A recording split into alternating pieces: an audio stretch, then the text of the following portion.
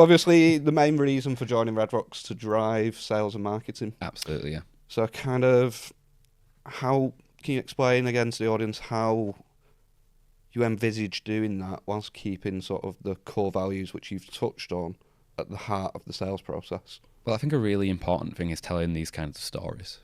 So, explaining, how we put the customer first, how we work closely with our clients, big and small, to give them the best kind of solutions and the most appropriate solutions for their needs. So really, it's about creating, I don't want to use the term collateral, but I suppose it is, about creating content and collateral around the stories and the things that we do, and telling that story to a wider audience through things like marketing channels, building good relationships with other good providers inside similar spaces, so that that share the same values as us, where they want to put customers first, so that we can then work together to provide unified services. They can help us by passing us the right kind of people. We can help them by putting the right people in front of them. That's obviously a really good referral strategy, which is really helping to generate warm inquiries and stuff like that. But also just, explaining to people that, particularly with the phone systems, there's a massive ROI that can be gained from them, particularly when you look at it from a sales and marketing perspective. If you think about someone who makes maybe 40 phone calls a day, if you can get 44 phone calls out of a single person, that's an extra 10%. If you do that across a sales team of 10, that's an extra 40 calls, which is an extra person that you're not paying a salary for. If you can create operational efficiencies inside that process, those 40 calls, if 10% of those convert, that means that you get four leads. If 4 meetings, if 1 out of 4 meetings convert into a deal, that means that you're getting an extra sale per day from your entire sales team by increasing operational efficiencies. That's something that works on scale. So you essentially creating tangible ROI for people and explaining that through the services that we provide and how it works. And again, something we've chatted about, I think it's then putting the right solution to the right client, because exactly. we've got a reasonably broad product range. Mm-hmm. Not all them products necessarily suit all the clients. Exactly. So it's going through that process. It's also having the the ability, there's another word I'd like to use, but the ability to sometimes say no. Yeah. We can't provide the solution. Exactly. And to refer that on to somebody who is better suited. Yeah. No, definitely. And I think it's also really important, that we because we look at, the whole solution and a holistic approach towards like how a client works, we can also look at the future in terms of the next 5 years and what they're going to need in future. And it's not just about looking at right now, it's about looking at the future, but also being like, well, it doesn't necessarily, things can adapt and grow and where it can go. So it's about, we don't need to necessarily implement a 5-year solution right now. Like with some of the hardware as a service stuff and things like that, it becomes possible to grow a client in terms of, okay, you don't need to invest all this money into this area right now. It can grow because of some of these monthly rolling hardware as a service contracts, which can then, obviously, we can bolt into it, and as they grow, the contract can grow. Instead of saying, right, you need to think about your 5-year solution right now, you can look at the present tense and then build into a future solution. But so it's just that it means that we don't have to sell things that people don't need. Yeah. I know the hardware as a service is something that was reasonably new to the market. So could you perhaps just dig into that a little bit more? Yeah, sure.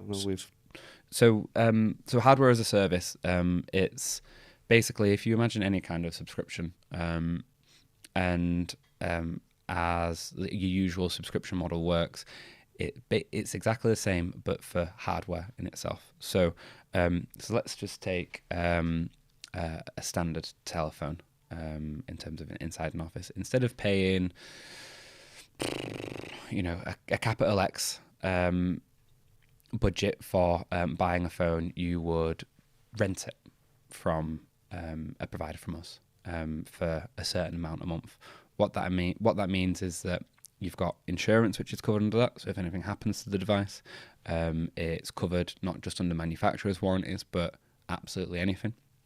But also it means that as an individual business, you can turn around and go, right, well, every employee needs a laptop, they need a phone, they need the licenses that go with the phones, they need access to this system.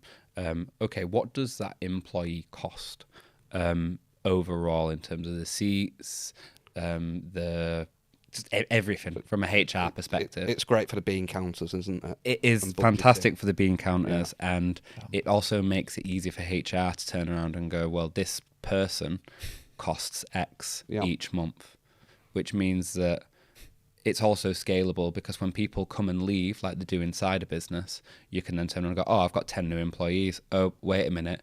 Out of those 10 employees, only 5 of them have lasted. So instead of being tied into a 3-4 year contract for those 10 employees and then having to continue paying for something that you're not using, you can scale it down. I think another massive benefit is the no questions asked insurance. Yeah. Especially for headsets. Oh, yeah. I mean, we all know what headsets are like. Yeah, well, they go walkies a lot, don't they? I think... Go on, you tell the story Steve told us. So there's... Basically, what happens is when you've got a wireless headset, people will get so comfortable in it because they're wearing it all day that they'll walk out of the office with it on. And then when they realise that they've done that, they get dead embarrassed and they put it in the bin. Headset shame? Headset shame, yeah. Headset shame.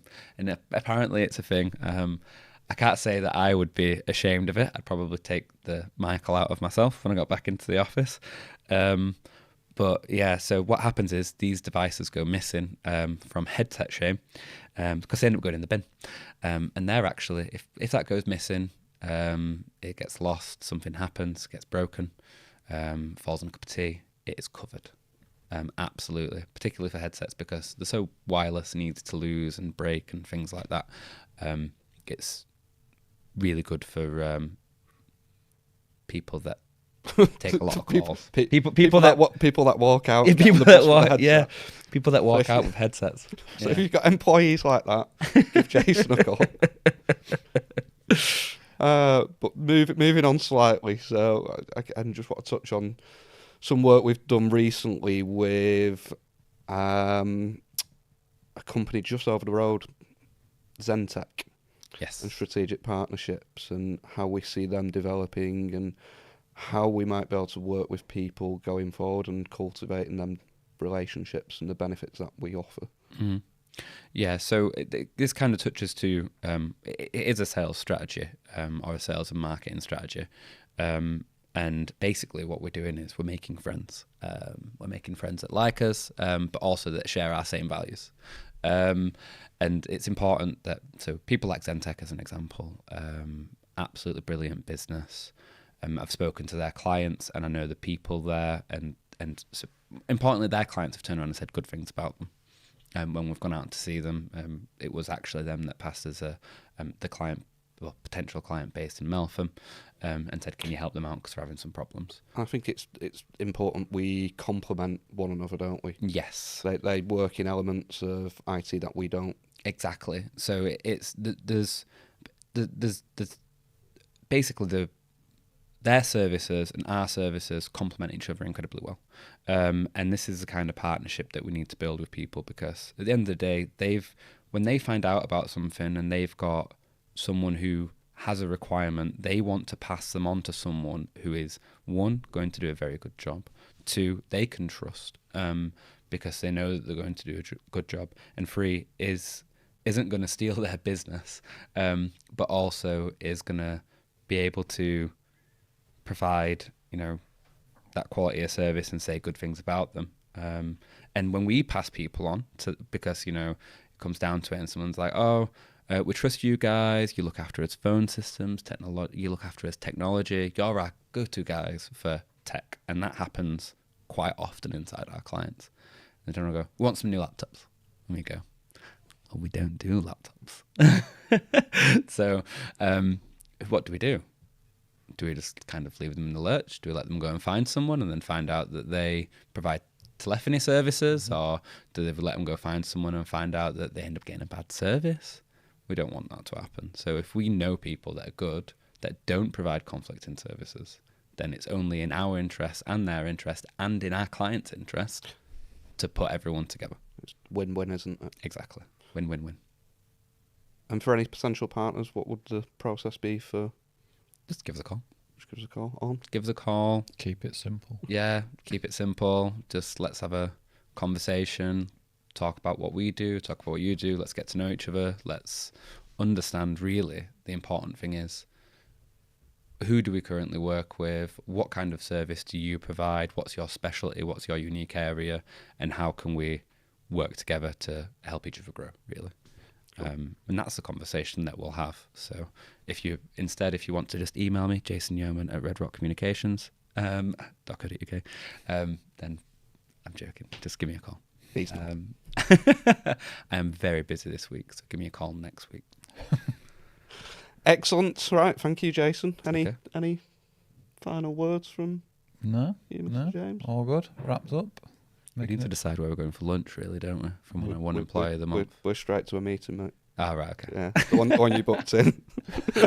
Oh, yeah, I know, we're straight to Yeah, a yeah. meeting. But I mean, for the employee of the month, do. we'll spin. Oh, decide. so Jason, Jason won Employee of the Month. I got the bogey It was prize. the second month, because it's normally the first month that Yeah. people win it. Yeah. It was, What was your prize, Jason? it was the bogey prize, which is lunch with the MD. So please, as many suggestions as possible of expensive restaurants in the area. £5 limit. Yeah, £5 limit. But yeah, so Made the money. yeah, we need to decide where we're going still. But we also need to stop booking meetings at lunchtime so that we can do it. But anyway. Excellent. Thank you, Jason. Thank you, Paul. That's the end of the first session. We'll move on to a little chat with our managing director next.